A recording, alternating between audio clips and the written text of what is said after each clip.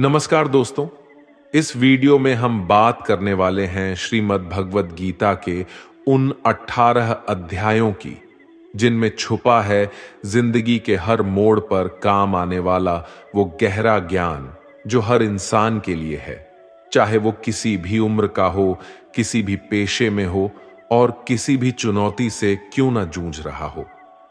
यह वीडियो कोई धार्मिक उपदेश नहीं है, बल्कि यह एक ऐसा सफर है जिसमें हम गीता को इस तरह समझने की कोशिश करेंगे कि वो हमारी रियल लाइफ में कैसे मदद कर सकती है। चाहे वो करियर से जुड़ा कोई कंफ्यूजन हो, रिश्तों की उलझन हो या फिर अंदर का कोई टूटा हुआ हिस्सा हो जिसे हम खुद भी नहीं समझ पाते। मैंने इसमें पूरे 18 अध्यायों को कवर किया है।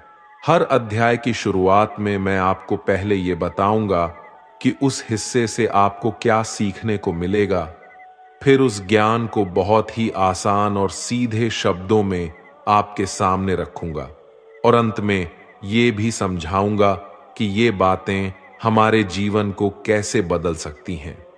अगर आप सोचते हैं कि गीता सिर्फ पूजा पाठ या भगवान की बातें सिखाती है, तो शायद आपको एक बार फिर से सोचने की जरूरत है, क्योंकि गीता सिर्फ एक धार्मिक किताब नहीं है, यह एक लाइफ मैनुअल है।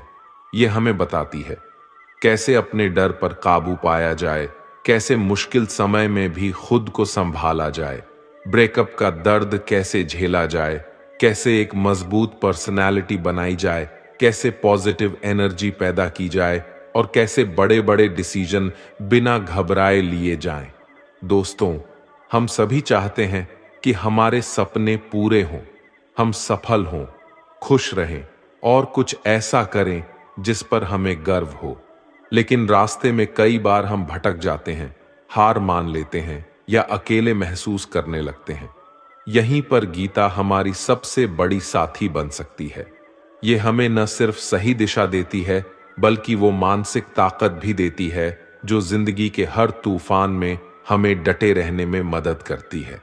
इस वीडियो में शायद आपको कुछ बातें लंबी लगें, लेकिन अगर आपने इसको धैर्य से देखा और समझा तो यकीन मानिए आपको किसी और मोटिवेशनल वीडियो की जरूरत नहीं पड़ेगी। यह वीडियो आपके लिए है अगर आप वाकई में अपने जीवन को समझना और संवारना चाहते हैं। लेकिन अगर आप इसे सिर्फ स्क्रॉल करते हुए देख रहे हैं या अधूरी जानकारी लेकर आगे बढ़ना चाहते हैं, तो बेहतर होगा कि आप अभी इसे छोड़ दें, क्योंकि अधूरी समझ कई बार पूरी गलतफहमी बन सकती है। और जैसा भगवान श्री कृष्ण ने भी कहा है, गुप्त ज्ञान उन्हें ही दो जो उसे समझने के लिए तैयार हैं। तो अगर आप तैयार हैं, आइए साथ में इस अद्भुत ज्ञान की यात्रा शुरू करते हैं। तो दोस्तों, इस सवाल का जवाब दीजिए, इस पृथ्वी पर जो ना केवल हमारी बल्कि ब्रह्मांड की वर्तमान और भविष्य की सबसे महान मोटिवेशनल स्पीकर है, उनका नाम क्या है? हाँ, यही सच है, वो है भगवान श्री कृष्ण। महाभारत के युद्ध के मैदान में भगवान श्री कृष्ण आज की तारीख से न जाने कितने ही युगों पहले एक ऐसा ज्ञान दिया था जो आज 21वीं सदी की दुनिया के लोगों की लाइफस्टाइल पर एकदम सही बैठता है। और ये जानकर कि बड़े बड़े लोग, रिसर्च करने वाले हैरान हो जाते हैं कि ऐसा कैसे हो सकता है कि उस महाभारत के युद्ध के मैदान में दिए गए ज्ञान को पढ़कर महात्मा गांधी, अल्बर्ट आइंस्टाइन, अनी बेसेंट, सुनीता विलियम्स और स्वामी विवेकानंद और ना जाने कितने लोगों ने अपना जीवन बदल लिया। दोस्तों, इस भगवद गीता के ज्ञान में ही एक दुखी और हारे हुए धनुष नीचे गिरा देने वाले अर्जुन को महाभारत के युद्ध से पहले ही युद्ध का सर्वश्रेष्ठ विजेता बना दिया। आपके जीवन में जब खुद को सफलता की ओर बढ़ते हुए दिखाई देते हैं, तो आपको ये महसूस हो सकता है कि आप अपने जीवन की सभी समस्याओं के सामने अर्जुन की तरह खड़े हैं और आपके लिए भी एक अद्वितीय गीता का ज्ञान उपलब्ध है और ये आपका अधिकार है कि आप उसे समझें और अपने जीवन में उसका मार्गदर्शन करें। भगवद गीता के अद्वितीय ज्ञान को समझकर आपको ये आश्चर्यजनक एहसास होगा कि ये अमूल्य ज्ञान हमें हमारे असली उद्देश्यों की ओर ले जाता है। ये किताब संस्कृत में भले लिखी गई है, लेकिन उसका अनुभव आपको हिंदी, इंग्लिश और अन्य भाषाओं में भी मिलेगा। मैं आपको इस अद्वितीय युद्ध के मैदान कुरुक्षेत्र में लेके जाऊंगा और यहां आपको समझा दूंगा कि आखिरकार क्यों भगवान ने अपना ज्ञान देने का निश्चय किया था। तो चलिए, हम कुरुक्षेत्र के युद्ध मैदान में हैं, जहां पर पांडव और कौरव युद्ध के लिए तैयार हैं। और यहीं से भगवद गीता का पहला अध्याय शुरू होता है। पहला अध्याय अर्जुन विषाद योग, अर्थात अर्जुन की मानसिक दुविधा। दोस्तों, इस परम ज्ञान को जानने से पहले कमेंट में जय श्री राधे कृष्ण अवश्य लिख दीजिए। और इस वीडियो से आपको कुछ भी सीखने को मिल रहा है तो वीडियो को लाइक करके चैनल को सब्सक्राइब कर लीजिए और बेल नोटिफिकेशन आइकन को ऑल पर सेट कर लीजिए। तो फिर चलिए आगे बढ़ते हैं। दोस्तों, इस पहले अध्याय से हम सीखते हैं कि कैसे हमारे जीवन में वो चीजें हैं जो हमें आगे बढ़ने से रोकती है। चाहे हमारे पास ज्ञान का बहुत बड़ा भंडार हो, हमारे पास काबिलियत हो, लेकिन फिर भी हम सही फैसला नहीं ले पाते और हमारे कार्य में सफलता नहीं मिल पाती। इसके साथ ही हम जानेंगे कि कैसे सपनों को हकीकत में बदलने के लिए मानव कैसे परिवर्तित हो सकता है। कौरवों में दुर्योधन के मन में खुशियों की अनगिनत उम्मीदें थीं। उसके पास बड़ी सेना थी। उसके पास गुरु द्रोणाचार्य और गुरु कृपाचार्य जैसे महान योद्धा थे। पांडवों की सेना में अर्जुन, भीम और पांडवों के पांचों भाइयों के साथ भगवान कृष्ण भी थे। अब ये युद्ध पूरी तरह से परिवार के बीच होने वाला युद्ध बना हुआ था। पांडव और कौरव दोनों एक ही बड़े परिवार के थे और इसके बावजूद हर किसी में जीतने का इरादा था। भगवान श्री कृष्ण के साथ अर्जुन ने अपनी सेना को सामने लाकर खड़ा किया ताकि वो देख सकें कि उसको किन किन लोगों को मारना है। इस घड़ी में भगवान कृष्ण ने अर्जुन के रथ को मैदान के बीच में ले आए। वहां कुरुक्षेत्र के युद्ध मैदान में कौरवों की सेना में अर्जुन के सामने दादा भीष्म और गुरु द्रोणाचार्य खड़े थे। और गुरु द्रोणाचार्य ने ही अर्जुन को तीर चलाना भी सिखाया था। अर्जुन ने युद्ध के मैदान में जिधर देखा, वहां दोनों ही और परिवार वाले और गुरुओं के शिष्य ही नजर आ रहे थे। इस दृश्य को देखकर अर्जुन बहुत ही दुखी हो गए और कृष्ण से बोले कि यहां तो हर कोई मेरा सगा संबंधी है। मैं अपने ही लोगों को युद्ध में नहीं मार सकता।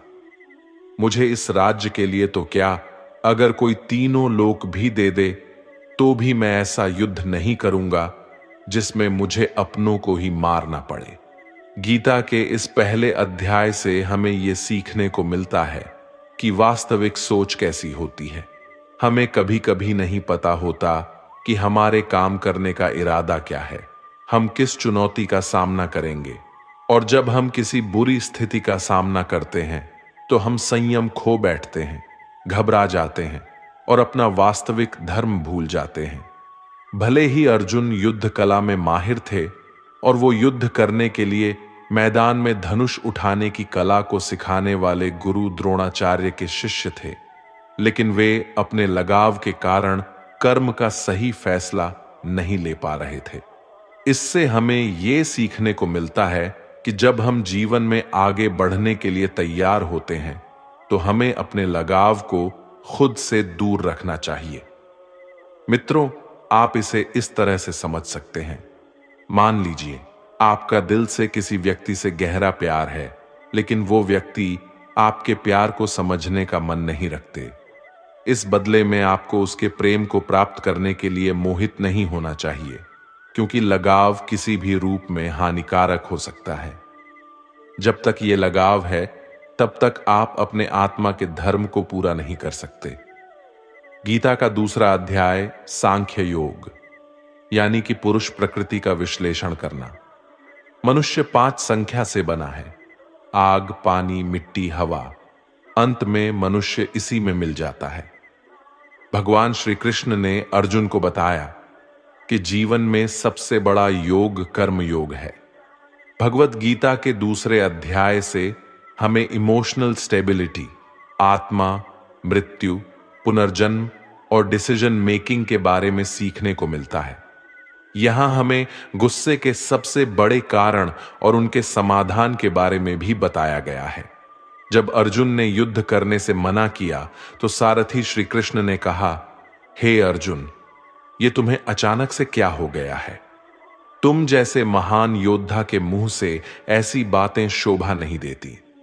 इसलिए अपने इस मन की कमजोरी को छोड़कर युद्ध के लिए फिर से खड़े हो जाओ। इस पर अर्जुन ने कहा कि इस युद्ध से बेहतर है कि मैं एक भिखारी बन जाऊं, क्योंकि मेरे पास यहां तक तो अपनी जिंदगी का कोई अहम मकसद ही नहीं है। मेरे पास सही और गलत का ज्ञान नहीं है, इसीलिए मैं आपसे मार्गदर्शन मांगता हूं। श्री कृष्ण मुस्कुराए। क्या कोई इंसान उनसे कुछ मांग सकता है और वो नहीं देंगे? यहीं से शुरू होता है भगवत गीता का ज्ञान, जिसे आपको भी अर्जुन की भावनाओं को जानना और समझना चाहिए। श्री कृष्ण अर्जुन को बोले, क्या तुम अचानक से डर रहे हो? तुम्हें डरना नहीं चाहिए, क्योंकि ये लोग तुम्हारे मारने से ही मरेंगे और तुम्हें ही उन्हें मारना होगा। इन सब लोगों का पिछले जन्म से और आगे के जन्म के साथ कोई संबंध नहीं है। वे तुम्हारे जैसे अनादि हैं। इसलिए जैसे कि तुम अपने पुराने कपड़े बदलकर नए पहनते हो, वैसे ही आत्मा शरीर को छोड़ देती है।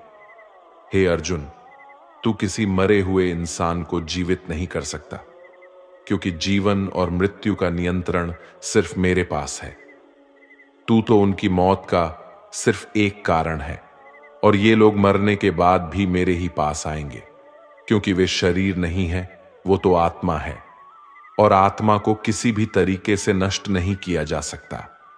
आत्मा अगले जन्म के लिए इस शरीर को त्याग देती है, जिस प्रकार तू अपने पुराने कपड़े बदलकर नए पहनता है। इसी तरह से जैसे कोई कछुआ खुद को खुद में ही समेट लेता है, वैसे ही मनुष्य अपनी इच्छाओं को वश में कर लेता है। जो व्यक्ति अपने मन की सभी इच्छाओं और कर्मों के परिणामों को सोचना छोड़ देता है, वही स्थिर बुद्धि कहलाता है। जिसके मन से हर प्रकार का डर, भावना और क्रोध खत्म हो जाता है, वही मनुष्य शांत रहता है। जब हम अपनी इच्छाओं को पूरा करने के बारे में सोचते रहते हैं, तो हमें वो इच्छाएं अच्छी लगने लगती है, तो हमें उन इच्छाओं को पूरा करने का मन करता है। और जब उन इच्छाओं को पूरा करने में कोई रुकावट आती है, तो हमें गुस्सा आ जाता है, और गुस्से में हम खुद को खो देते हैं, और फिर हम अपने कर्म और धर्म को भूलकर अपनी स्थिति से नीचे गिर जाते हैं। लेकिन जो व्यक्ति अपनी इच्छाओं को वश में करके उनका गुलाम नहीं होता, उसका अंतर्मन शुद्ध रहता है और उसके दुख का अंत हो जाता है। और जब उसके सभी दुख समाप्त हो जाते हैं, तो उसकी बुद्धि स्थिर हो जाती है। लेकिन जिसकी इच्छाएं और कामनाएं उसके मन से नहीं जाती हैं, वो मनुष्य कभी शांत नहीं हो पाता। और जब शांति ही नहीं मिल पाएगी, तो वो खुश कैसे रहेगा? उसकी हालात तो वो नाव की तरह होती है, जिसको उसकी इच्छाओं की किसी भी दिशा में ले जाने की छूट मिल सकती है। स्थिर बुद्धि वाले प्राणी समुद्र की तरह स्थिर रहते हैं, और इसी प्रकार के जीव मृत्यु के बाद मेरी शरण में आते हैं। मित्रों, अब हम इस अध्याय के वास्तविकता पर आते हैं, और आप में से कई लोग होंगे जिन्होंने अपने प्रियजनों को खो दिया है, और आज तक आप लोगों में से जिन्होंने भी अपने प्रियजनों की मृत्यु का दुख नहीं झेला है, उन्हें यह जान लेना चाहिए कि उनके जीवन में भी उनके अपने किसी सबसे प्रिय की मौत एक दिन अवश्य होगी। लेकिन उस वक्त उदास होने की कोई आवश्यकता नहीं है, क्योंकि खुद भगवान ने ही हमें स्मरण कराया है कि हमें अपने जीवन से पहले भी हम इस संसार में मौजूद नहीं थे, और मृत्यु हो जाने के बाद भी नहीं रहने वाले हैं। और इसलिए हमें मौत का डर नहीं होना चाहिए। इसका कारण ये है, या तो हम परमात्मा में हमेशा के लिए मिल जाएंगे, या हमारा पुनर्जन्म होगा। और जब सभी लोग आखिर में एक ही जगह मिलेंगे तो विलाप करने का क्या मतलब रह जाता है। और यही प्रकृति का नियम भी है। और आपको स्मरण रहे कि हम कोई शरीर नहीं है, हम तो केवल आत्मा है और उस परमात्मा के अंश है। और अगर हमें बनाने वाला ईश्वर है तो हमें उनमें ही मिलने का प्रयास करना चाहिए, उनमें ही लीन हो जाना चाहिए। ये संसार तो एक भ्रम है जिससे उस परमात्मा ने बनाया है। हमने देखा था कि अर्जुन निर्णय लेने में असमर्थ थे। जब भी हम कोई निर्णय लेते हैं तो एक और हमारा मुंह होता है और दूसरी ओर हमारा वास्तविक कर्म होता है। और इस खेल में हम वो नहीं कर पाते हैं जो हमारा असली काम होता है और जो हमें जीवन में सफलता के मार्ग पर आगे बढ़ने में मदद करता है। इससे हम एक एग्जाम्पल से समझते हैं। मान लीजिए आपको अपने घर से दूर कहीं किसी और शहर में शिक्षा के लिए या नौकरी के लिए या अपने किसी लक्ष्य को पूरा करने के लिए जाना पड़ रहा है, तो आपको अपने परिवार का मोह तो छोड़ना ही पड़ेगा। इसी तरह से आपको प्रत्येक निर्णय में यह ध्यान रहे कि आपके मोह और आपके वास्तविक कर्म में कौन ज्यादा महत्वपूर्ण है। इसके पश्चात हम चर्चा करेंगे कि हमारी समस्याओं का सबसे बड़ा कारण क्या है और उनका मुख्य समाधान क्या है। मित्रों, हमारे दुखों का सबसे महत्वपूर्ण कारण है हमारे खुद की इच्छाओं के बारे में विचार करना। जब हम अपनी इच्छाओं के बारे में सोचते हैं तो वक्त बीतने के बाद हम उन्हें पूरा करने की कोशिश करते हैं। और जब ये कोशिशें असफल हो जाती है तो हमारे अंदर क्रोध पैदा होता है। और क्रोध एक ऐसी चीज है जिसे कोई भी मनुष्य अपने शरीर को त्यागने से पहले नहीं छोड़ता है। तो फिर आप अपने जीवन के बाकी हिस्से में सच्ची खुशियों को कैसे प्राप्त कर सकते हैं? आप हमेशा अपने आप को समस्याओं से घिरा हुआ ही पाएंगे, क्योंकि ये दुनिया तो केवल आपकी खुद की छाया ही तो है। अब आप सोच सकते हैं कि जीवन में कोई इच्छा नहीं रखने से सफलता कैसे हो सकती है, कैसे आप अपना नाम कमा सकते हैं। इसके बारे में भगवान श्री कृष्ण ने कहा है कि सबसे पहले आपको अपने कर्म को पहचानना होगा, यानी आपके लिए वो क्या करना जरूरी है जो आपको अपने लक्ष्य की प्राप्ति में सहायक होगा। और इसके बाद सफल होने की उम्मीद या असफल होने का भय दिल में पैदा नहीं किए बिना अपने कार्य को कैसे करें, क्योंकि आपको लगेगा कि ये कार्य मैं नहीं बल्कि स्वयं भगवान कर रहे हैं। और इसी प्रकार आपकी हिम्मत भी कभी नहीं टूटेगी, क्योंकि आपको ये लगेगा कि आप खुद नहीं बल्कि परमात्मा कर रहे हैं। तीसरा अध्याय, कर्मयोग। भगवद गीता के तीसरे अध्याय में हम ये जानेंगे कि कौन सी दो चीजें हैं जो हमें इस दुनिया में सफलता प्राप्त करने में मदद कर सकती है।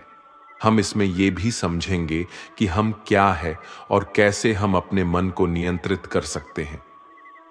हम अपनी बुरी आदतों को कैसे छोड़ सकते हैं और अपनी मनचाही मंजिल कैसे प्राप्त कर सकते हैं। अर्जुन ने पूछा, क्या ज्ञान कर्म से ज्यादा महत्वपूर्ण है? आप तो सन्यासी बनने की बात कर रहे हैं, लेकिन फिर भी युद्ध करने की सलाह दे रहे हैं। कृपया बताएं, मैं ज्ञान का मार्ग चुनूं या कर्म का मार्ग? श्री कृष्ण ने उत्तर दिया, इस संसार में मैंने खुद दो प्रकार के योग दिए हैं। एक है ज्ञान योग और दूसरा है कर्म योग। तुम मनुष्य हो और तुम अपने शरीर के कर्मों को पूरी तरह से छोड़ नहीं सकते। तुम्हें हर दिन काम करना ही पड़ेगा, जैसे कि तुम्हें खाना खाना है और सांस लेना है। और अगर तुम अपनी इच्छाओं को किसी भी प्रकार से रोकने की कोशिश करोगे तो तुम्हारे मन में कभी भी ये संदेह नहीं होने वाला कि तुम अपनी इच्छाओं के बारे में नहीं सोचोगे। इसका अर्थ है कि तुमसे जाने अनजाने में कर्म तो हो ही जाएगा, क्योंकि तुम मनुष्य ही तो हो, तो तुम अपने धर्म से भी बंधे हो। इसलिए तुम्हारे लिए सन्यास के रास्ते की जगह कर्म का रास्ता ज्यादा सही है। मतलब ज्ञान योग या सांख्य योग की जगह कर्म योग उचित होगा। इसलिए तुम ये सोचो कि ये काम तुम नहीं कर रहे हो, बल्कि तुम्हारा शरीर प्रकृति का गुलाम होकर कर रहा है। फल की इच्छा किए बिना अपना कर्म योग को करो, क्योंकि अगर तुम अपने आप को स्वयं के कर्म का करने वाला नहीं मानोगे तो मैं तुम्हारा कर्ता बनूंगा, और जब मैं तुम्हारा कर्ता बनूंगा तो तुम्हें बिना मांगे ही वो सभी सुख सुविधाएं दूंगा जिसकी तुम्हें जरूरत होगी। अगर तुमने बिना मेहनत किए ही सुख सुविधाओं और राज्य का भोग किया तो तुम एक चोर की भांति हो जाओगे और तुम कभी परमात्मा यानी कि मुझसे नहीं मिल पाओगे, मुझ में लीन नहीं हो पाओगे। जिस तरह से महान लोग खाने के लिए नहीं बल्कि जीने के लिए खाते हैं, उसी तरह से तुम भी परिणाम के लिए नहीं बल्कि भलाई के लिए युद्ध करो। हे अर्जुन, तुम मनुष्य में सबसे बड़े हो, इसलिए जैसा तुम करोगे ठीक वैसा ही तुम्हारी संतान या आने वाली सभी पीढ़ियां करेंगे। अर्जुन, तुम मुझको ही देख लो, मैं तो भगवान हूं। मुझे भला किसी काम को करने की क्या आवश्यकता है, पर मैं इसलिए अपना काम करता हूं क्योंकि मनुष्य की आत्मा मेरा ही तो एक छोटा सा हिस्सा है, और जैसा मैं करूंगा वैसा ही फिर मनुष्य करेगा, और इस तरह से तो पूरी सृष्टि ही नष्ट हो जाएगी। कोई अगर तुम्हारा साथ भी ना दे या तुम्हारी बुराई भी करे तो तुम उनको बिना कुछ कहे सिर्फ अपना कर्म करते जाओ, और ऐसा करने पर वो मनुष्य भी कुछ समय बाद तुम्हारे जैसा ही करना शुरू कर देगा। जो मनुष्य ये सोचता है कि वो कर्म खुद कर रहा है, उससे बड़ा मूर्ख और दुखी इस दुनिया में कोई नहीं है, और ज्ञानी लोगों के द्वारा ऐसे मूर्खों पर कभी ध्यान नहीं देना चाहिए। इसलिए हे अर्जुन, तू भी अपने आप को इस कर्म के बंधन में ना बांधकर बिना किसी आशा के, दया के और पश्चाताप के इस युद्ध को लड़। हे अर्जुन, खुद का धर्म और कर्म दूसरों के धर्म और कर्म से ज्यादा अच्छा और बड़ा समझा जाना चाहिए, भले ही हमारे द्वारा खुद के धर्म और कर्म के पालन करने में कोई कमी या कसर क्यों ना रह गई हो। अर्जुन ने फिर से पूछा कि अगर मनुष्य परमात्मा का अंश है तो उससे गलतियां क्यों हो जाती है और वो बुरे काम क्यों करता है। भगवान श्री कृष्ण बोले कि मनुष्य शरीर भोग विलास करना चाहता है क्योंकि उसकी प्रकृति वैसे ही है, जैसे अगर उसकी कामना पूरी नहीं होती तो वो गुस्से में आ जाता है, और जिस तरह धुएं की वजह से आग दिखाई नहीं देती, उसी तरह क्रोध और काम की वजह से मनुष्य को अपना कर्म, धर्म और ईश्वर दिखाई नहीं देते, और इसी वजह से क्रोध और कामनाओं में आकर मनुष्य अपनी इंद्रियों और मन पर कंट्रोल खो देता है और ना चाहते हुए भी बुरे काम और गलतियां कर बैठता है। हे अर्जुन, तुम हमेशा याद रखना, इस शरीर से ज्यादा शक्तिशाली है इसकी इंद्रियां, इंद्रियों से ज्यादा शक्तिशाली है मन, और मन से शक्तिशाली है बुद्धि, और बुद्धि से ज्यादा शक्तिशाली है तुम, यानी कि तुम्हारी आत्मा। इसलिए हे अर्जुन, तू अपनी आत्मा से अपनी बुद्धि को वश में कर, तो तुम्हारी बुद्धि मन को वश में करेगी, और फिर मन तुम्हारे इंद्रियों को वश में करेगा, और इंद्रियां तुम्हारे शरीर को, यानी कि तुम्हारे बुरे कर्मों को। मित्रों, श्री कृष्ण द्वारा कही गई बातों को अगर हम आज के परिवेश में देखें तो इस दुनिया में परिणाम दो चीजों से आती है, ज्ञान और कर्म, यानी कि नॉलेज और एक्शन। आज की दुनिया में हम दोनों चीजों को जोड़कर देखें तो हमारे लिए एक्शन भी उतनी ही जरूरी है जितना ज्ञान, यानी कि नॉलेज। ज्ञान का मतलब ये नहीं है कि आप कुछ भी उठाकर पढ़ लिया, बल्कि नॉलेज का मतलब तो ये है कि आप ये सबसे पहले जान लें कि आपके लक्ष्य क्या है, आपकी काबिलियत और आपकी समस्या क्या क्या है, और इन सबको मिलाकर अपने लक्ष्य तक पहुंचने की आपकी प्लानिंग क्या क्या है। यह है आपकी ज्ञान, यानी कि नॉलेज। इसके अलावा आपको एक और चीज ध्यान में रखनी है कि आप शरीर नहीं हो, आप केवल एक आत्मा हो।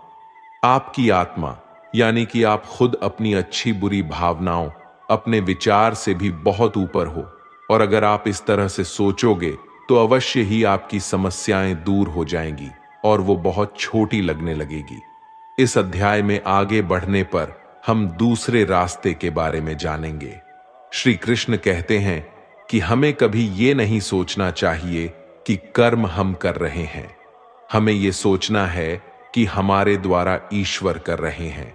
और जब हम इस तरह से सोचेंगे तो हमारे जीवन में दो अच्छे प्रभाव होंगे। पहला ये कि आप अपनी मेहनत के परिणाम को लेकर आपको कोई भी टेंशन नहीं होगी, और दूसरा ये कि आप अपने मन को स्थिर करके सबसे ज्यादा मेहनत करने लगोगे। सभी शब्दों की बजाय ये आपको समझना चाहिए कि आपको कभी भी अपने कर्मों के परिणामों पर खुश या दुखी होने का अधिकार नहीं है, क्योंकि श्री कृष्ण के उपदेशों के अनुसार मनुष्य को केवल कर्म करने का अधिकार है। इसके साथ ही आप किसी भी बुरी आदत से कैसे मुक्त हो सकते हो, इसका विचार करें। इसे बहुत ही सरल शब्दों में समझाया जा सकता है। आप अपने आप को भगवान का छोटा सा अंश अर्थात आत्मा ही समझे, और इसके बाद आप जब अंतर ध्यान से यानी अपने आत्म के ध्यान से अपने मस्तिष्क को नियंत्रित रखोगे और मस्तिष्क से अपने मन को, और फिर जब आपका मन आपके शारीरिक इंद्रियों को नियंत्रित कर लेता है तो बुरी आदतों को छोड़ना कुछ भी मुश्किल नहीं होगा। अध्याय 4 ज्ञान कर्म संन्यास योग यानी सगुण भगवान का प्रभाव और कर्म योग का विषय। भगवत गीता के चौथे अध्याय से हमें यह ज्ञात होता है कि भगवान कब और किस रूप में पृथ्वी पर आते हैं, और यहां तक कि गुरु से ज्ञान कैसे प्राप्त किया जा सकता है और ज्ञान क्यों जरूरी है। श्री कृष्ण ने अर्जुन से कहा, है अर्जुन, मैंने इस महान गीता ज्ञान को बहुत पहले बताया था, लेकिन समय के साथ वो ज्ञान समाप्त हो गया है। इस पर अर्जुन श्री कृष्ण से पूछते हैं, कृपया बताइए कृष्णा, आप तो अब वर्तमान काल में हैं, तो आप बहुत पहले के समय में ऐसा कैसे कर सकते हैं? श्री कृष्ण ने उत्तर दिया, हे अर्जुन, तुझे ये नहीं पता कि तेरे और मेरे कितने जन्म हो चुके हैं। जब इस संसार में धर्म का अस्तित्व संकट में होता है, तब मानव रूप में अधर्म का नाश करने के लिए इस धरती पर आता हूं और कर्म करके अपने शरीर को यहीं छोड़कर वापस जाता हूं। जैसे कोई शिष्य मुझे अत्यधिक प्यार करता है, उसी तरह से मैं अपने शिष्यों से अत्यधिक प्यार करता हूं। हालांकि मैंने इस संसार को बनाया है, लेकिन मैं ये नहीं सोचता कि ये मेरे द्वारा बनाया गया है। इसलिए मनुष्य को कर्म करते समय ये कभी नहीं सोचना चाहिए कि मैं कर रहा हूं। वो मनुष्य जो किसी कर्म के फल और सुख दुख के परे होकर कर्म करता है, वही सबसे बड़ा है। जिसके पास अपने शरीर पर कोई अहंकार नहीं होता, वो अपनी इंद्रियों को नियंत्रित करता है, वही व्यक्ति सबसे श्रेष्ठ होता है। और अर्जुन, जो इस भूमि पर खुश नहीं रह सकता, वो कहीं भी खुश नहीं रहता। इसलिए किसी मनुष्य को अपने गुरु को पहचान कर अपनी इंद्रियों को नियंत्रित करके अपने लोग को छोड़कर उनकी सेवा करने का प्रयास करना चाहिए, ताकि वे उनसे वो ज्ञान सीख सके जिससे कि बड़े से बड़े पापी भी मेरी शरण में आ सकते हैं। जिस प्रकार आग सूखी हुई लकड़ी को जला देती है, उसी तरह से गुरु से प्राप्त किया गया ज्ञान अज्ञानता को दूर कर देता है। हमेशा कर्म करने वाला और हमेशा मेरी में श्रद्धा रखने वाला ही मुझे प्राप्त कर सकता है। इसलिए जिसने कर्म योग के माध्यम से सभी कर्मों को और अपने आप को परमात्मा के लिए समर्पित कर दिया है, उस मनुष्य को उसके कर्मों के बंधन में कभी भी नहीं बांधा जा सकता। इसलिए अर्जुन, तू भी मेरे दिए हुए ज्ञान से समझ कि कर्म नहीं बल्कि मैं कर रहा हूं। दोस्तों, इस चौथे अध्याय में स्पष्ट रूप से कहा गया है कि जब भी मानवता का नाश होता है तो नेगेटिव ऊर्जा लोगों में अत्यधिक होती है। तब तक भगवान किसी भी रूप में आकर धर्म को पुनः स्थापित करते हैं। इसमें यह भी बताया गया है कि अगर किसी से आपको कुछ सीखना है तो सबसे पहले आपके मन में उसके प्रति सम्मान होना चाहिए, कोई लालच नहीं होना चाहिए और बुरी भावना भी नहीं होनी चाहिए। और ये ज्ञान प्राप्त करना और सीखना हमारे लिए क्यों आवश्यक है और इसका कारण क्या है? हम अगर किसी क्षेत्र में हो तो स्वाभाविक रूप से बताया जा सकता है कि हमें उस क्षेत्र के गुरु से ज्ञान प्राप्त करना होगा। और ज्ञान वो तरीका है जिससे इस जीवन में अपने लक्ष्य से और उस जीवन में आपके परमात्मा से मिल सकता है। अध्याय 5 कर्म संन्यास योग। भगवद गीता के 5वें अध्याय में कर्म संन्यासियों का वर्णन किया गया है और हम जानेंगे कि अपने लक्ष्य को कैसे प्राप्त किया जा सकता है और कैसे हमारे शरीर ने हमें आलस्य में बांधने की कोशिश की।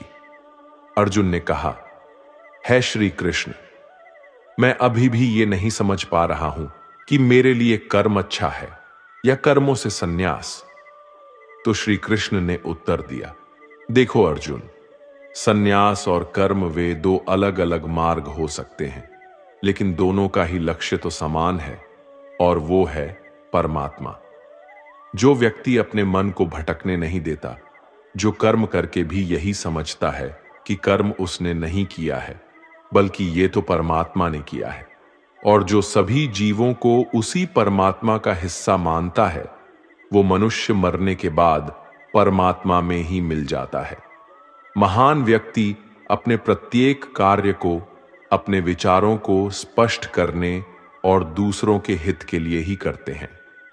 परमात्मा कभी भी मनुष्यों को बुरे काम करने के लिए नहीं प्रोत्साहित करता, बल्कि लोग खुद ही अपने क्रोध और मोह में आकर बुरे कार्य करते हैं और फिर उसी प्रकार से उनके फल सुनिश्चित हो जाते हैं। मैं तो बस उनका प्रतिफल उन्हीं को वापस देता हूं। तुम अपने शरीर को चाहे कितना ही आनंदित कर दो, इसके इच्छाएं तब भी पूर्ण नहीं होती। इसलिए अर्जुन, तेरे जैसे बुद्धिमान व्यक्ति को शरीर की इच्छाओं में मन नहीं लगना चाहिए। इस संसार का असली मूल्य होता है वो जिसने अपने शरीर का नाश होने से पहले अपने क्रोध का नाश कर लिया हो, जो संपूर्ण प्राणियों का हित करता है, जिसका मन किसी भी कार्य में नहीं बनता और जो अपने भटकते हुए मन को एक जगह केंद्रित करके परमात्मा को याद करता है, वही व्यक्ति सुखी भी है और परमेश्वर सहित सभी के प्रिय भी। इसलिए हे अर्जुन, ये इंद्रियां, मन, बुद्धि, इच्छा, आशा, डर और क्रोध ही तेरे शत्रु है, इन्हें छोड़ दो। दोस्तों, हमारी बॉडी अर्थात हमारा शरीर हमेशा आराम से रहना चाहता है, लेकिन क्या आपने कभी सोचा है कि अगर इसमें आत्मा नहीं होती तो क्या होता? हम अक्सर अपने शरीर को ही अपनी पहचान मान लेते हैं। हम कहते हैं, ये मेरी आंखें हैं, ये मेरे हाथ है, और जब हमारा शरीर हमें आराम करने के लिए बोलता है तो हम सो जाते हैं। लेकिन क्या आप ये सोच सकते हैं कि शरीर आपकी बुद्धि पर भारी हो गई है? इसलिए आपको यह समझना होगा कि आप एक आत्मा हैं और आपको अपनी बुद्धि से अपने शरीर को चलाना होगा। दोस्तों, जो रास्ते भगवद गीता में दिखाए जा रहे हैं, वे मानवों को परमात्मा से मिला देते हैं। अगर आप इन सभी बातों को अपने जीवन में अपनाते हैं तो आप अपने सपनों को पूरा करने की दिशा में एक कदम आगे रहोगे। दोस्तों, जैसा कि कहा गया है कि भगवान की प्राप्ति के लिए मन को वश में करना बहुत जरूरी है, ठीक उसी तरीके से आपको अपने जीवन में भी मंजिल पाने के लिए मन को वश में करना बहुत ही आवश्यक है। श्रीमद् भगवद गीता अध्याय 6 आत्म संयम योग। भगवद गीता के 6ठे अध्याय में हम जानेंगे कि एक योगी क्या होता है और योगी कैसे बनते हैं, अर्थात आज के जीवन में वो व्यक्ति जो अपने जीवन में महत्वपूर्ण कुछ करना चाहता है। इसके साथ ही हम ये भी जानेंगे कि क्या होता है अगर आपने इस जीवन में बहुत मेहनत की लेकिन फिर भी आपका सपना पूरा नहीं हुआ। श्री कृष्ण बोले, केवल अपने सांसारिक कर्मों को त्यागने वाला ही योगी नहीं होता। इसका मतलब है कि योगी वही होता है जो अपने कर्मों को त्याग कर आत्मा की ओर बढ़ता है। उसका मार्ग सफलता की ओर जाता है, चाहे फिर भी उसे कोई भी मुश्किल का सामना करना पड़े। योगी अपने उद्देश्य को हासिल करने में सफल होता है क्योंकि उसका मन परमात्मा की ओर होता है। वो व्यक्ति जो करने योग्य सभी कार्य को पूरी ईमानदारी से निभाता है, उसके फल की प्राप्ति की लालसा नहीं करता, वही असली योगी कहलाता है।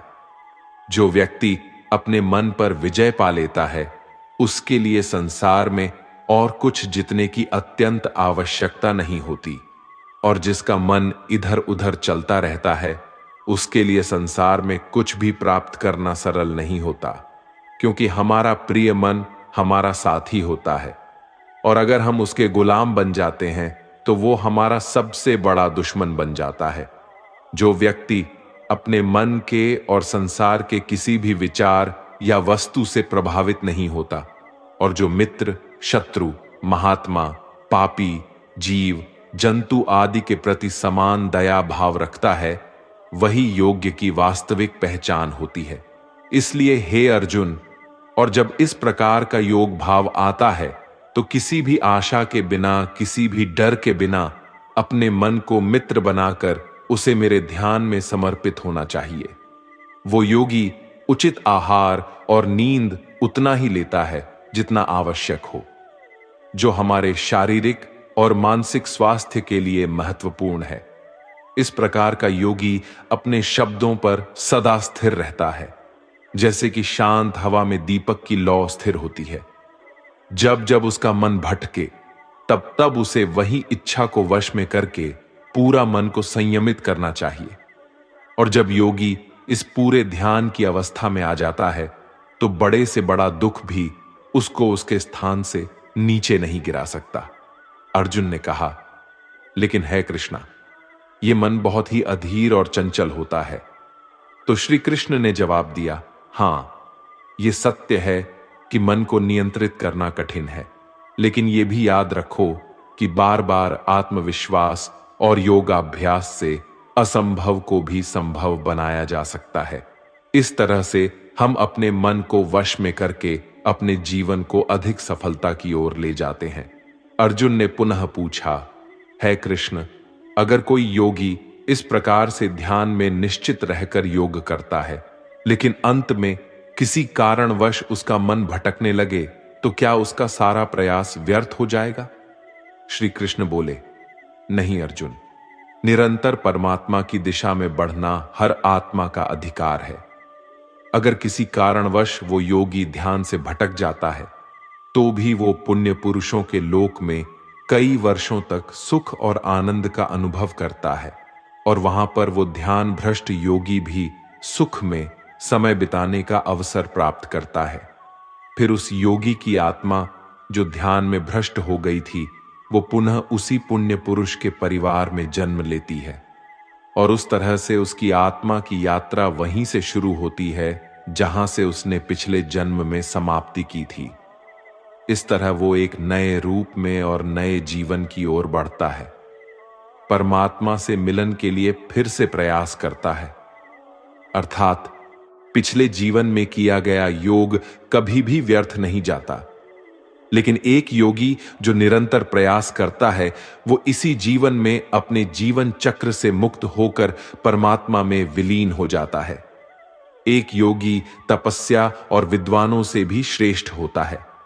इसलिए अर्जुन, तू भी योगी बन, क्योंकि जो सबसे श्रेष्ठ योगी होता है, वो मेरा भी परम प्रिय होता है। दोस्तों, हर व्यक्ति जिसकी आंखों में कुछ बड़ा करने का सपना होता है, उसको अर्जुन की तरह ही एक योगी बनना चाहिए। योगी वो व्यक्ति होता है जो पूरी तरह से भावनाओं के साथ होता है, जो न्यूट्रल रूप से दूसरों के विचारों पर ध्यान नहीं देता और हमेशा अपने लक्ष्य को पूरा करने के लिए मेहनत करता है। लेकिन दोस्तों, जीवन का कोई भी पथ किसी के लिए भी पूरी तरह से पूर्ण नहीं होता, ये बात हमेशा याद रखनी चाहिए। क्या कोई इंसान उसके सपने पूरे होने से पहले ही मर जाता है, तो उसकी मेहनत की कीमत किसी काम की नहीं रहती और अपने सपने सपने ही रह जाते हैं? ऐसा क्यों होता है? तो इसका जवाब इसमें छिपा है कि एक बहुत ही गुप्त बात है, जिसे भगवान श्री कृष्ण ने इस अध्याय में बताया है कि अगर आप मेहनत कर रहे हैं और आपने बहुत अनुभव जमा लिया है, बहुत सारा ज्ञान प्राप्त कर लिया है, फिर भी आपको अपनी मंजिल नहीं मिल रही है, और किसी कारणवश आपको असफलता का सामना करना पड़ रहा है, तो भी आपकी मृत्यु हो जाए या फिर आप सपनों को पूरा करने के लिए बूढ़े हो जाए, तो इस प्रकार के मरने के बाद भी आपके स्वर्ग में आपके कर्मों के अनुसार आनंद मिलेगा। और जब आपके अच्छे कर्मों का बैलेंस खत्म हो जाएगा, तो फिर से धरती पर जन्म लेके वापस आएंगे। और जन्म भी ऐसे माहौल या घर में होगा जिसमें आपको पिछले जन्म के ज्ञान का स्तर पाने के लिए मेहनत नहीं करनी होगी। वो तो स्वतः आपको मिल जाएगा। आपको फिर उसके बाद के ज्ञान को पाने के लिए एक पुनः पूरी नई जिंदगी मिल गई होती है। ऐसा मैं नहीं, बल्कि भगवान श्री कृष्ण ने भी योगियों के बारे में इस गीता के 6ठे अध्याय में बताते हुए कहा है। और उन्होंने उन लोगों के लिए भी विशेष बनाया है जो सच में बहुत ज्यादा मेहनत करते हैं। मित्रों, ट्रू लाइफ स्पिरिचुअल ज्ञान पर आप सुन रहे हैं संपूर्ण भगवत गीता का सार। इस परम ज्ञान आपको अच्छी लग रही है तो कमेंट में जय श्री राधे कृष्ण अवश्य लिख दीजिए। और इस वीडियो से आपको कुछ भी सीखने को मिल रहा है तो वीडियो को लाइक करके चैनल को सब्सक्राइब कर लीजिए और बेल नोटिफिकेशन आइकन को ऑल पर सेट कर लीजिए। चलिए आगे बढ़ते हैं। श्रीमद् भगवद गीता अध्याय 7 ज्ञान विज्ञान योग। इस अध्याय में जो भगवान का ज्ञान है, हमें यह बताया गया है कि ईश्वर कैसे संसार को नियंत्रित करते हैं। ईश्वर को कौन से भक्त सबसे अधिक प्रिय होते हैं, इसके बारे में भी ये जानकारी दी गई है। लेकिन ये सवाल हम सबके मन में उठता है कि क्यों इंसान भगवान को नहीं पहचान पाता है। भगवान कृष्ण इस प्रश्न का उत्तर देते हुए कहते हैं कि हे अर्जुन, अब मैं तुझे वो बात बताऊंगा जिन्हें जानकर तू इस संसार में किसी और ज्ञान की तलाश में नहीं भटकेगा। हजारों लोगों में से कोई एक ही होता है जो ब्रह्म ज्ञान की खोज करता है और वो कोशिश करके ही उसे प्राप्त करता है। और ऐसे हजारों कोशिशें करने वालों में से कोई एक ही मेरे प्रेम में विश्वास और समर्पण के साथ प्राप्त कर पाता है। मेरे 2 रूप हैं, एक जन रूप जिसमें पृथ्वी, वायु, जल, अग्नि और आकाश, साथ ही मन, बुद्धि और अहंकार है। वही दूसरा है चेतना रूप, जिसमें सृष्टि का चक्र है। समय को भी मैं ही निरंतर चलाता हूं। जल, ओमकार, चंद्रमा, सूरज मैं ही हूं। पृथ्वी की सभी पवित्र ग्रंथ, बुद्धिजीवियों का तेज, अग्नि और तपस्वियों का तप, धर्मों का पवित्र कर्म, अलग अलग समयों का काल और बलवान का बल भी मैं ही हूं। इस संसार के लोग सांसारिक गुणों के बंधन में जकड़े हुए हैं, इसलिए मैं किसी को अपने असली रूप में नहीं दिखाई देता हूं। और वास्तविकता में ये संसारी गुण भी मेरी माया ही तो है। मगर जो मनुष्य इस मोह माया को तोड़ देता है, वो मेरा भक्त बन जाता है। माया के जाल में फंसे हुए मूर्ख लोग मेरी शरण में नहीं आ सकते हैं। कोई भी भक्त 4 विभिन्न प्रकार से मेरी पूजा करता है। कोई प्राप्ति की इच्छा रखने वाला, कोई दुख के समय मुझे याद करने वाला और कोई मुझे पहले से ही जानने वाला। लेकिन इनमें से मुझे सबसे अधिक प्रेम करने वाला ज्ञानी भक्त पसंद है। ये चारों भक्त दयावान होते हैं, लेकिन ज्ञानी पुरुष तो मानो मेरा ही रूप है। और ज्ञानी भक्तों में से वो व्यक्ति भी शामिल है जिन्होंने मुझे बहुत सारे जन्मों से माना है और मृत्यु उसके बाद भी उनकी आत्मा मुझ में ही मिल जाती है। जो भक्त किसी इच्छा की पूर्ति के लिए किसी देवता की पूजा करते हैं, उनकी आस्था में मैं वही देवता बना देता हूं और उस भक्त को अंततः वो देवता प्राप्त हो जाते हैं। इस फल की अवधि समय सीमित होती है। अगर कोई भक्त मेरी पूजा करने के लिए किसी भी तरह का प्रयास करता है तो मैं उसे अपना बना लेता हूं, जबकि दूसरी तरफ वे मूर्ख जो मुझे जन्म लेने और मरने वाला मानते हैं, वो मुझे प्राप्त नहीं कर पाते हैं।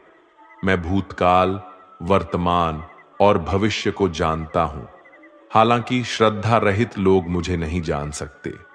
वे भक्त जो सांसारिक मोह और माया को छोड़कर उच्च कर्मों का अभ्यास करके मेरी भक्ति करते हैं, वे मृत्यु से मुक्त होकर मुझ में ही लीन हो जाते हैं। जब आप अपने जीवन में कोई लक्ष्य स्थापित करते हैं तो समय बीतने के बाद वो लक्ष्य भूलने की आशंका हो सकती है, क्योंकि विभिन्न विचारों और कार्यों की बहुत अधिक चिंता होती है। भगवान श्री कृष्ण ने यह बताया है कि माया के जाल में फंसे व्यक्ति भगवान को भूल जाते हैं और इसी तरह कई बार अपने महत्वपूर्ण लक्ष्य को भी भूल जाते हैं और उन्हें लगता है कि उन्होंने जो लक्ष्य निर्धारित किया है वो तो बेकार है, व्यर्थ है। वो सोचते हैं कि लाइफ तो केवल मजे लेने के लिए है, क्या पता कल रहूं ना रहूं, और इस तरह की सोच रखने वाले व्यक्ति को गीता में मूर्ख कहा गया है, जो इतना भी नहीं जानते ये जो डिस्ट्रैक्शन है या ये जो भटकाव है ये मेहनत करने वालों को बस आजमाता है और ज्यादातर लोग इसी भटकाव में बंद करके रह जाते हैं। वहीं दूसरी तरफ जो लगातार बिना डिस्ट्रैक्ट हुए कठिन परिश्रम करता है वही व्यक्ति सफलता को प्राप्त कर पाता है और इसके मन को शांति प्राप्त होती है। अध्याय 8 अक्षर ब्रह्म योग। इस अध्याय में हम जानेंगे कि भगवान क्या है और उन्हें कैसे प्राप्त किया जा सकता है, देवता क्या होते हैं और इस संसार का कारण क्या है। ये सभी बातें हम इस अध्याय में सीख सकते हैं। अर्जुन ने पूछा, है कृष्णा, परम ब्रह्म क्या होता है? आध्यात्म का स्वरूप क्या होता है? कर्म क्या होता है?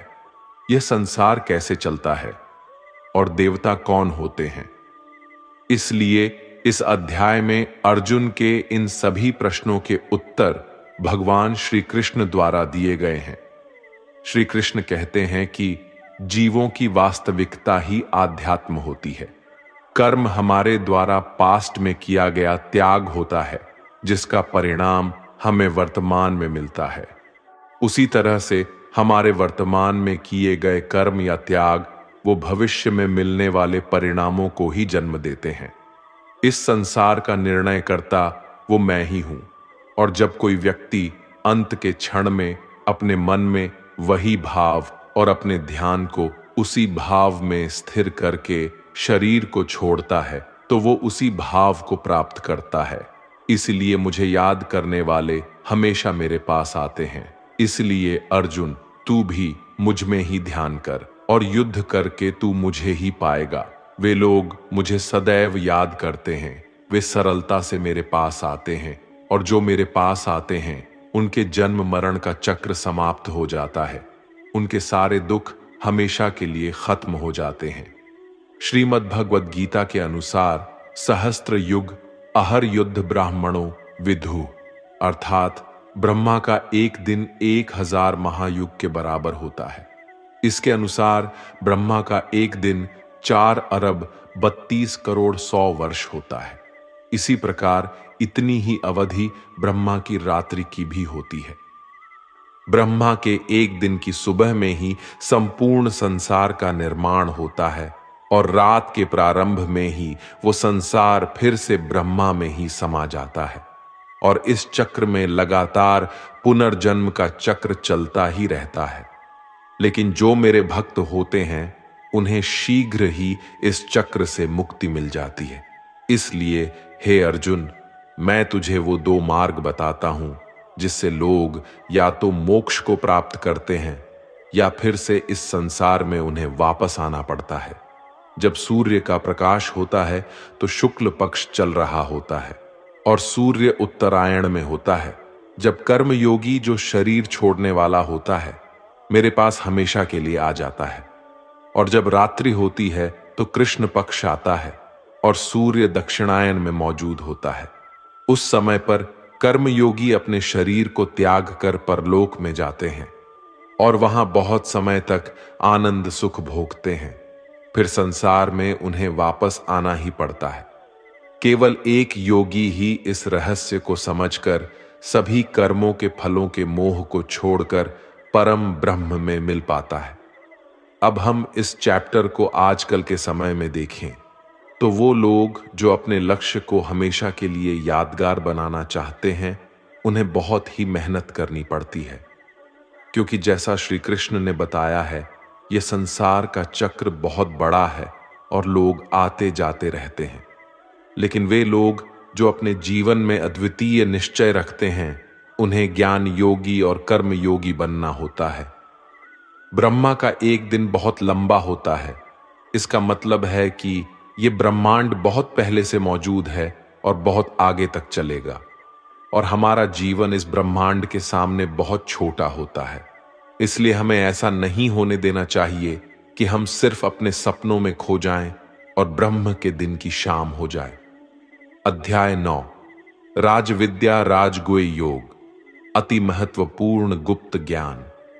ये अध्याय हमारे मानसिक और आत्मिक जीवन को उसके स्वभाव और दिव्यता के साथ जोड़ता है और उसके मध्य संतुलन को बनाए रखना सिखाता है। इस अध्याय में हम ये भी जानेंगे कि जब हम अलग अलग देवी देवताओं की पूजा करते हैं तो इससे क्या होता है, तो ऐसा क्यों करते हैं और उसके परिणाम क्या होते हैं। श्री कृष्ण कहते हैं, वो मनुष्य जो मुझ में श्रद्धा नहीं रखते, वो इस संसार में बार बार दुख झेलने के लिए आते जाते रहते हैं। मैं इस संसार को बार बार उत्पन्न और समाप्त करता हूं। मैं ही मनुष्यों को उनके कर्मों के अनुसार फल देता हूं, पुनर्जन्म देता हूं। लेकिन मुझे अपने कार्य का कोई भी घमंड नहीं है। मैं ऐसा करते हुए भी इस कर्म के बंधन में नहीं फंसता। सब कुछ करते हुए भी मैं नहीं मानता कि मैं कुछ कर रहा हूं। मेरी माया जाल में फंसने वाले और मुझे समझने में असमर्थ लोग और बेकार की आशा और निरर्थक काम करने वाले लोग हमेशा इसी संसार में बंधे रहते हैं। वो वेदों को पढ़कर स्वर्ग की प्राप्ति के लिए मेरी पूजा करते हैं। वे लोग इंद्रा के स्वर्ग के सुख का आनंद उठाते हैं, लेकिन उनके स्वर्ग के सुख तब तक ही बने रहते हैं जब तक कि उनके मानव जीवन के पुण्य समाप्त नहीं हो जाते हैं। और जब उनके पुण्य समाप्त हो जाते हैं तो उन्हें फिर से इसी पृथ्वी पर जन्म लेने का अवसर मिलता है। किंतु जो मुझे मतलब परमेश्वर को ही सब कुछ मानकर अपने कर्म फल को त्याग कर निरंतर प्रेम करते हैं, मैं उनकी ना केवल सभी आवश्यकताओं को पूरा करता हूं, बल्कि उन्हें सदैव मेरी शरण में स्थान देता हूं। भूतों और पितरों को पूजने वालों का ज्ञान कम होता है और वो फिर से इस मृत्यु लोक में आते ही है। इसलिए अर्जुन, यदि तू कुछ भी कर्म करता है और दान देता है तो उसे मुझ में स्मरण करके कर, तो वो मुझे ही प्राप्त हो जाएगा। मेरे लिए प्रिय और अप्रिय सब बराबर है। यहां तक कि अगर कोई बहुत ही अत्याचारी हो, चाहे स्त्री हो या पुरुष, चाहे राजा हो या भिखारी, वो मुझ में ही समर्पित होकर इस अनंत सागर को पार कर पाता है। इस प्रकार अगर तू खुद को मुझ में अर्पित करेगा तो मैं ही तुझे प्राप्त होऊंगा। मित्रों, इस अध्याय में श्री कृष्ण कहते हैं कि जो कोई भी भक्त सच्चे मन से किसी ईश्वर में पूजा और आदर उस ईश्वर के प्रति रखता है, तो मैं उसके इस भक्ति को उस ईश्वर से जोड़ देता हूं। अध्याय 10, विभूति योग। ये अध्याय बहुत ही महत्वपूर्ण है, क्योंकि इस अध्याय में भगवान श्री कृष्ण अपने दिव्य रूप की महत्वपूर्ण चर्चा करते हैं और अर्जुन को उनकी महिमा का दर्शन कराते हैं। ये अध्याय हमें ये बताता है कि भगवान कैसे हमारे चारों ओर मौजूद हैं और हमारे जीवन में उनका साक्षात्कार कैसे किया जा सकता है। वैसे तो आपने कई बार सुना है कि भगवान ऐसे है, भगवान वैसे है, सभी जगह है, प्रत्येक कण में है। श्री कृष्ण कहते हैं, हे अर्जुन, तू मेरा सच्चा मित्र है और मुझसे प्रेम करता है। इसलिए अब मैं तुझे स्वयं का वास्तविक परिचय देता हूं।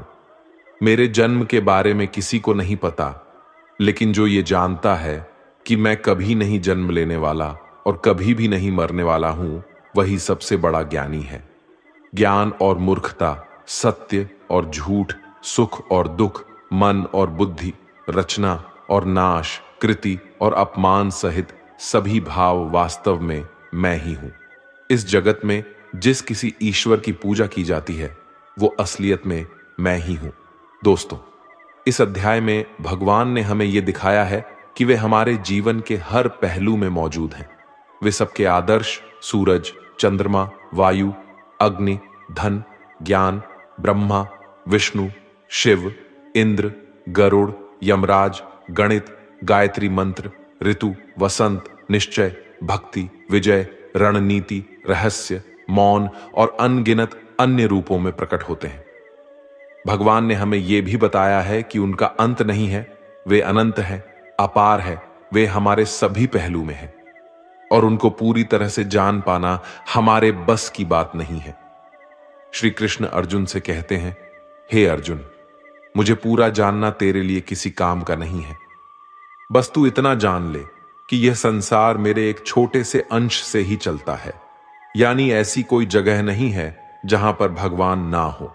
श्री कृष्ण ने यह भी कहा है कि अर्जुन को ना तो ईश्वर को पूरा जानना जरूरी है और ना ही वो कभी उन्हें कंप्लीटली जान पाएंगे।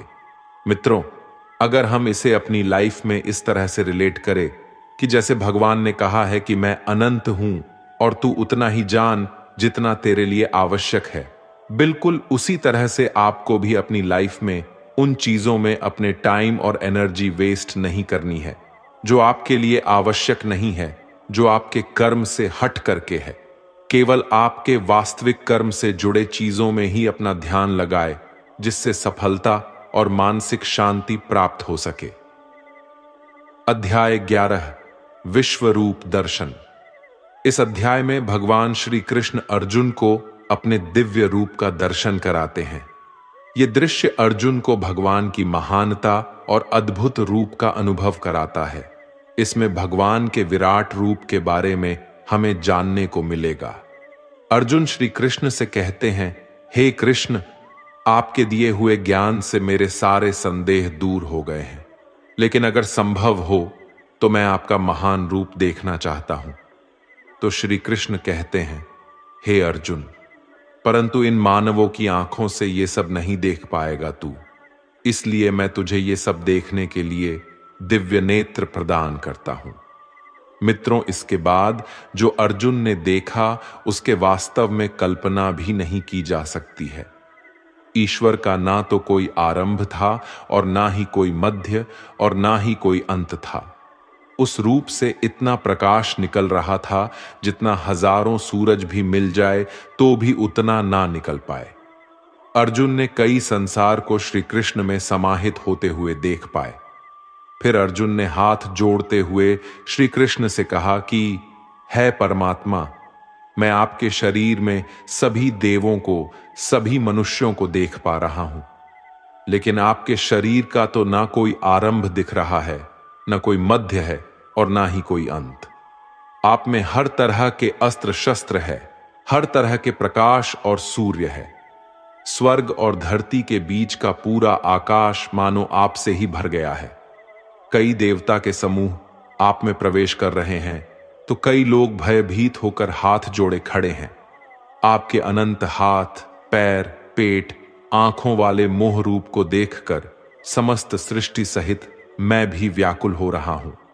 यहां तक कि मैं पांडवों को और कौरवों की पूरी सेना के महान योद्धाओं का अंत होकर आप में जाता हुआ देख पा रहा हूं।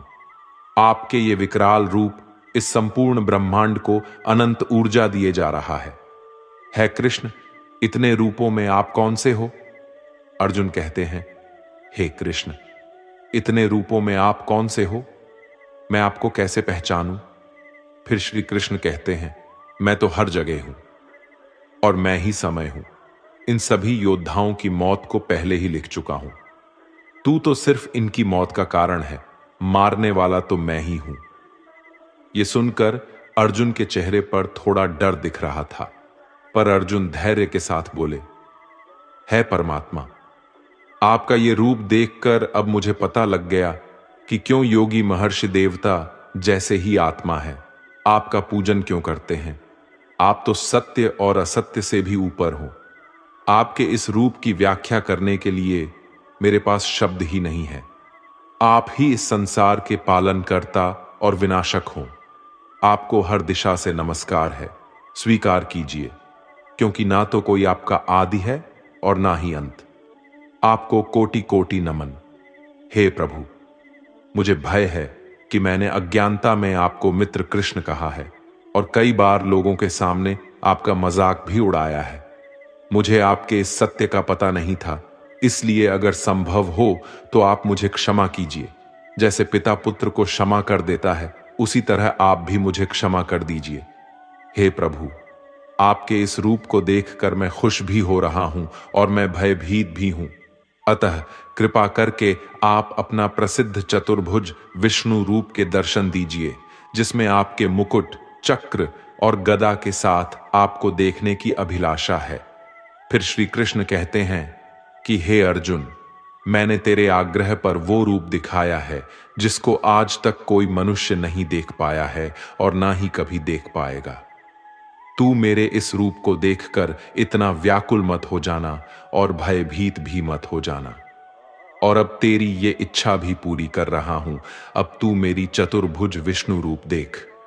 भगवान श्री कृष्ण ने इस प्रकार से अपना चतुर्भुज रूप अर्जुन को दिखाया और उसका साहस बनाया और अनंत रूप से अर्जुन की व्याकुलता को भी दूर किया। अब अर्जुन कहते हैं कि हे कृष्ण, अब मैं आपके इस रूप को देखकर मुझे तृप्ति मिल गई है। तो फिर कृष्ण बोले, अर्जुन, जो चतुर्भुज रूप तुमने अभी देखा है, उसे देखने के लिए तो देवता भी कामना करते हैं। इस चतुर्भुज रूप को किसी भी यज्ञ, दान, तप और वेद से देखा जा सकता है। परंतु अर्जुन, जो तेरी तरह मेरा परम भक्त है, वो अंत में मुझे ही प्राप्त होता है, इसलिए ये रूप तुम देख पाए हो। मित्रों, गीता के इस अध्याय से आप आज के टाइम में भी ये सीख सकते हो कि अगर हम सच्चे मन से मेहनत करते हैं तो कई बार सफलता को पाने के बाद हमें लगता है कि हमने इतनी मेहनत कर ली, और जब सफलता आती है और तब लगता है कि ये तो ज्यादा ही मिल गया, मैंने तो इतना मेहनत नहीं किया था। और मित्रों, यही महान लोगों का एक सद्गुण होता है कि वो मेहनत तो करते हैं, लेकिन उनको यह भी आभास नहीं होता कि कितनी मेहनत कर लिया उन्होंने। यही महान लोगों की महान सोच होती है। अध्याय 12, भक्ति योग। इस अध्याय में भगवान हमें बताते हैं कि भक्ति के माध्यम से ही हम उन्हें प्राप्त कर सकते हैं। हमें भगवान के प्रति विश्वास, प्यार और समर्पण दिखाना चाहिए।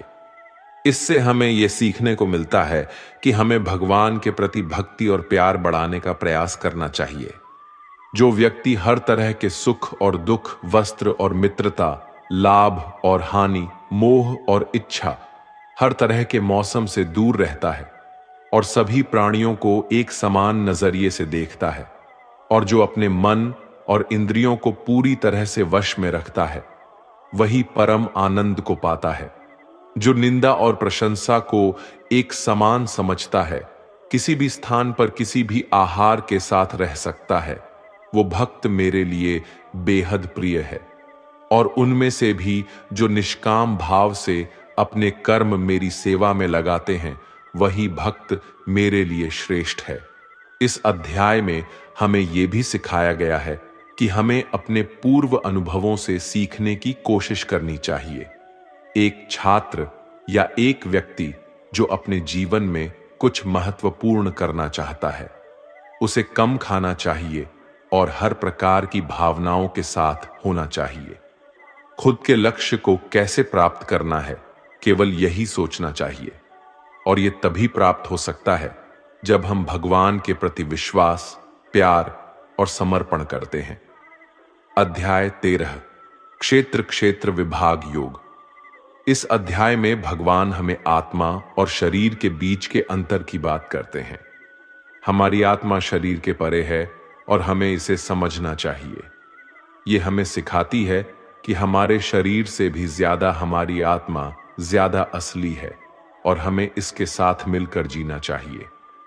इस अध्याय से हमें यह ज्ञान मिलता है कि कैसे हमारे कर्मों के परिणाम की रचना होती है।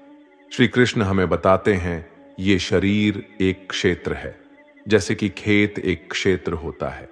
खेत में हम बीज बोते हैं और उसके सही समय पर फल होता है।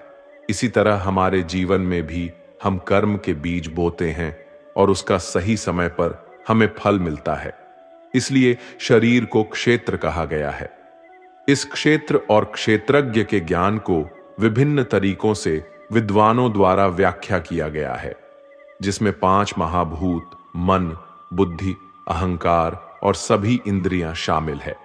साथ ही सुख, दुख, चेतना, शरीर, धैर्य और विकार भी इसमें शामिल है। श्री कृष्ण कहते हैं, परम ज्ञान क्या होता है, इसका उत्तर मैं तुझे दूंगा। मानव में कोई भी गुण हो, वो गर्व करने योग्य नहीं होता। हमें किसी भी प्राणी को सताने का कोई अधिकार नहीं है। हमें दूसरों के प्रति क्षमा भाव रखना चाहिए। हमें गुरु की सेवा करनी चाहिए। हमारी मन और वाणी में सरलता होनी चाहिए। हमारे मन और सभी इंद्रियों को पूरी तरह से नियंत्रित होने चाहिए। हमें खुद को किसी भी भावना में नहीं बहने देना चाहिए। हमें संतान, जीवन साथी, घर और धन में मोह नहीं करना चाहिए। हमें अच्छे और बुरे में समान भाव रखना चाहिए और ऐसे लोगों से दूरी बनानी चाहिए जो किसी के साथ स्वार्थपूर्ण होते हैं। हमें एकांतवास में अपने मन को शुद्ध करना चाहिए और हमें परमेश्वर में पूरी तरह समर्पित और ध्यानमग्न रहना चाहिए। हे अर्जुन, अब मैं तुझे परम ब्रह्म के बारे में कहूंगा, जो सर्वव्यापी है। वो सब इंद्रियों के साथ भी इंद्रियों के बिना है और वो निर्गुण होकर भी सभी गुणों के साथ है। वो सभी सजीवों और निर्जीव में है। वो दूर भी है और पास में भी है, लेकिन फिर भी जानने में नहीं आता। वो है ब्रह्म की तरह जीवन उत्पन्न करता है, विष्णु की तरह है, पालन करता है और शंकर की तरह विनाश भी करता है। वो अलग अलग कालों में होते हुए भी एक जैसा लगता है और एक ही काल में भी अलग अलग तरह का होता है। ये माया का भी महामाया है, परम से भी परम है और सभी प्राणियों के साथ उनके हृदय में निवास करता है। परंतु इसके बाद भी ये जानने योग्य है कि हे अर्जुन, इस प्रकृति और पुरुष का भी कोई आरंभ नहीं है, क्योंकि प्रेम और घृणा और तीनों तरह के गुण, यथार्थ, सतर्ज और तम भी प्रकृति से ही आते हैं। कार्य और कार्यों को करने वाली इंद्रियां भी प्रकृति से ही उत्पन्न होती है। प्रकृति से जन्मा मनुष्य प्रकृति के ही गुणों को भोगता है और इन्हीं गुणों के अनुसार ही उसका जन्म और मरण तय होता है। इस तरह से जो भी मनुष्य पुरुष और प्रकृति के ज्ञान को जानता है, वो कर्म करता हुआ भी मुझे प्राप्त होता है और मुझ परमात्मा को हर मनुष्य अपने अलग अलग तरीके से पाता है। और जो मंदबुद्धि होते हैं, वो तो इस ज्ञान को सुनकर और मेरी प्रकृति को जानकर ही वो भी मृत्यु लोक से मुक्त हो जाते हैं। ये अध्याय हमें सिखाता है कि हमारे शरीर के बाहर हमारी आलसी, हमारी असली आत्मा है और हमें उसके साथ मिलकर रहना चाहिए। अध्याय 14, गुणत्रय विभाग योग, अर्थात गुणों का महत्व। इस अध्याय में भगवान गुणों के बारे में बताते हैं, सत्व, रजस और तामस के गुण। श्री कृष्ण कहते हैं, हे अर्जुन, अब मैं तुझे संसार के उन 3 गुणों के बारे में बताऊंगा जो आत्मा को शरीर से बांधते हैं और जिन्हें जानकर कोई भी मनुष्य मुझे पा सकता है। ये 3 गुण हैं, सत्व गुण, रजोगुण और तमोगुण। सत्व गुण सभी गुणों में श्रेष्ठ है और ये ज्ञान और सुख से जुड़ा होता है, कामना और आसक्ति से उत्पन्न होता है, जो कर्म और उसके फल में बनता है। रजोगुण मनुष्य को कर्म करवाता है और उसे अविचलित रहने नहीं देता। ये कामना और आसक्ति से उत्पन्न होता है।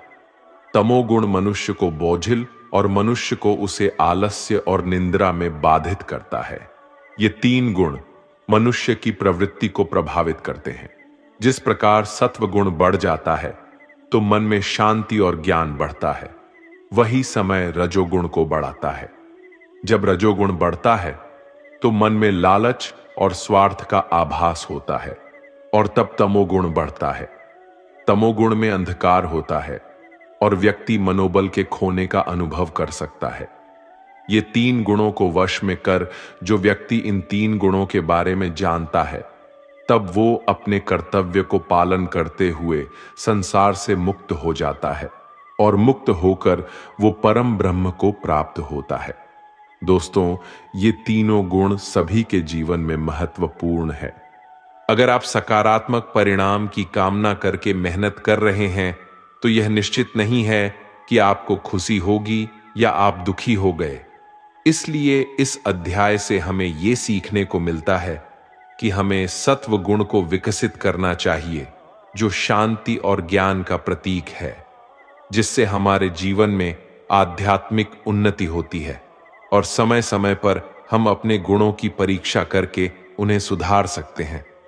अध्याय 15 पुरुषोत्तम योग। इस अध्याय में भगवान हमें आत्मा की अमरता के बारे में बताते हैं। हमारी आत्मा हमारे शरीर से बड़ी होती है।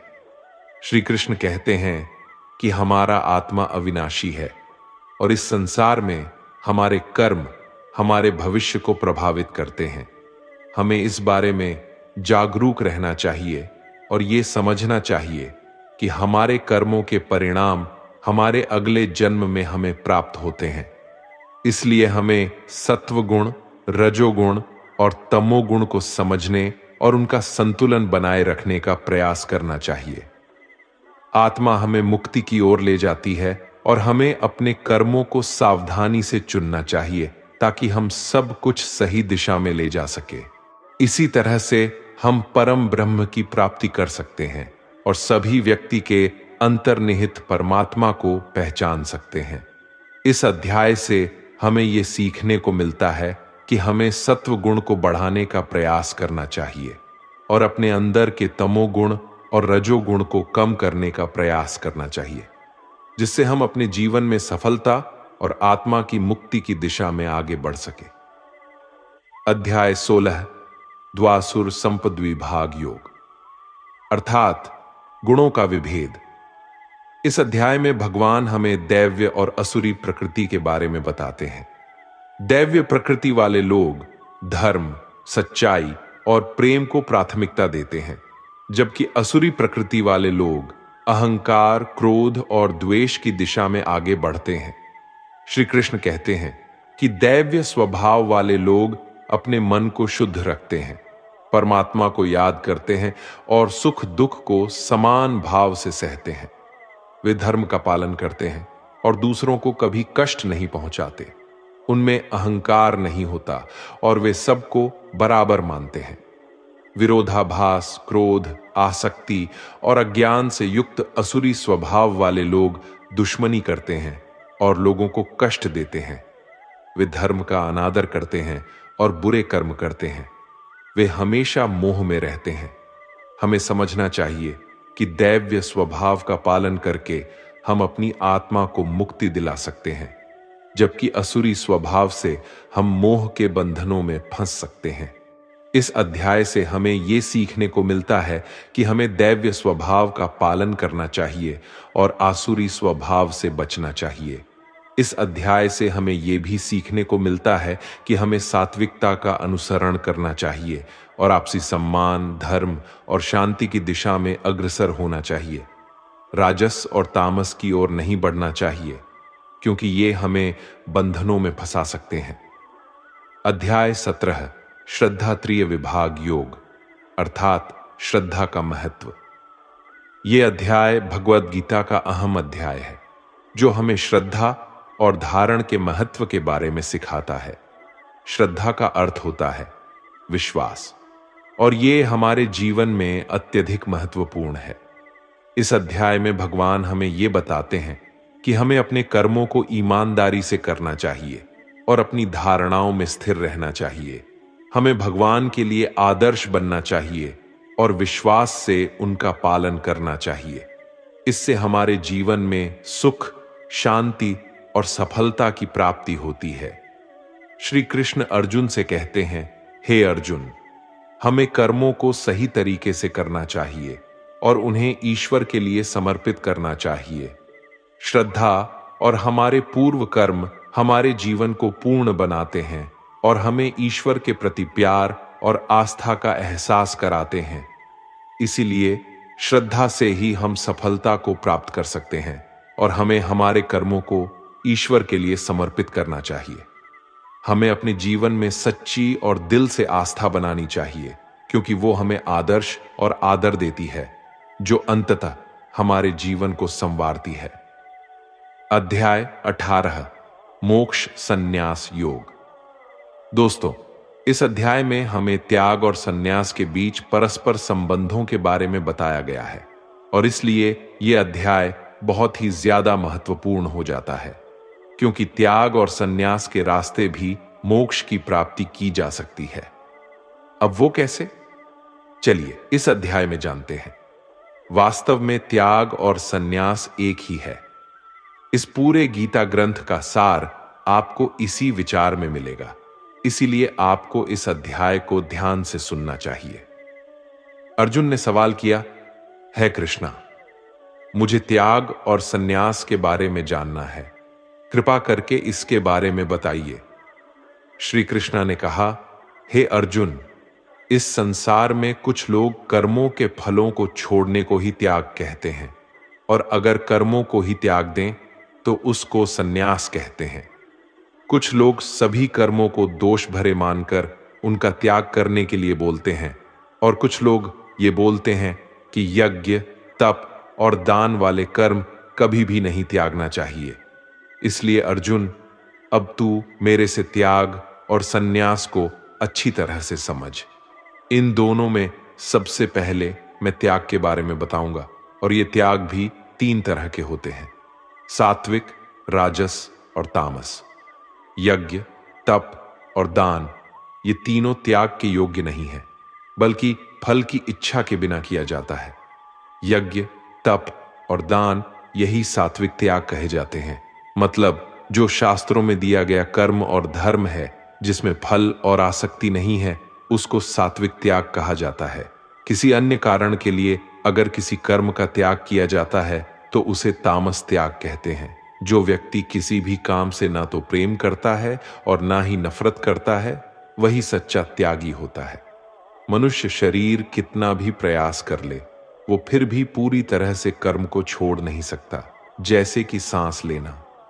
इसलिए कर्मों के फलों को छोड़ देना ही सच्चा त्याग होता है।